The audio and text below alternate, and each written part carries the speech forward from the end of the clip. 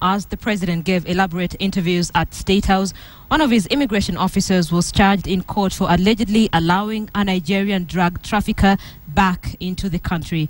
Prosecutors believe the Nigerian man is a key associate of deported businessman Anthony Chinedu.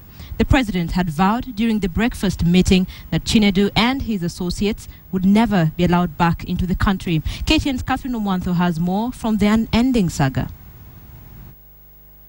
When a government has taken a lot of trouble to deport you to your country of citizenship on evidence that you are a drug dealer, then it would be highly unusual to find you sneaking back into that country unless your intent is to court trouble.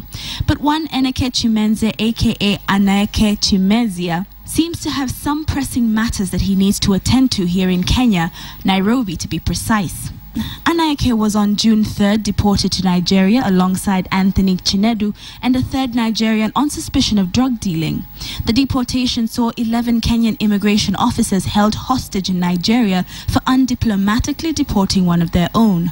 The saga strained Kenya-Nigeria relations, but while Kenya was negotiating to have her citizens released and flown back home, Anaeke, who is allegedly Anthony Chinedu's brother, was plotting his re-entry into Kenya, making his way to Tanzania with an intention of getting back to Nairobi.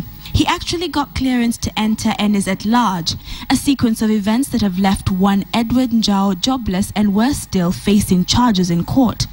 On the 9th of July at the Namanga border patrol point, Edward Njau was going about his day as usual, ensuring that only the right people get into the country and the suspicious ones stay out. According to Njau's dismissal letter, during Anaeke's clearance, Njau recorded a 99% hit to prove that Anaeke was indeed a suspicious character. It is not clear how Njau overlooked this fact or whether he was in cahoots with Anaeke. President Uhuru Kenyatta has stuck to his guns, and foreigners suspected of peddling or trafficking drugs will from now on have a hard time. The issue of drug trafficking in this country is an issue that must come to an end, and we are going to deal with it firmly. And we are going to deal with those particular individuals. And they were arrested and deported in line with our policy. Police are concerned that Anaeke could be out for revenge and could harm officers who participated in his deportation. Though concerned, they are confident that the long arm of the Kenyan law will finally catch up with Anaeke sooner rather than later. Catherine Omwantho, KTN.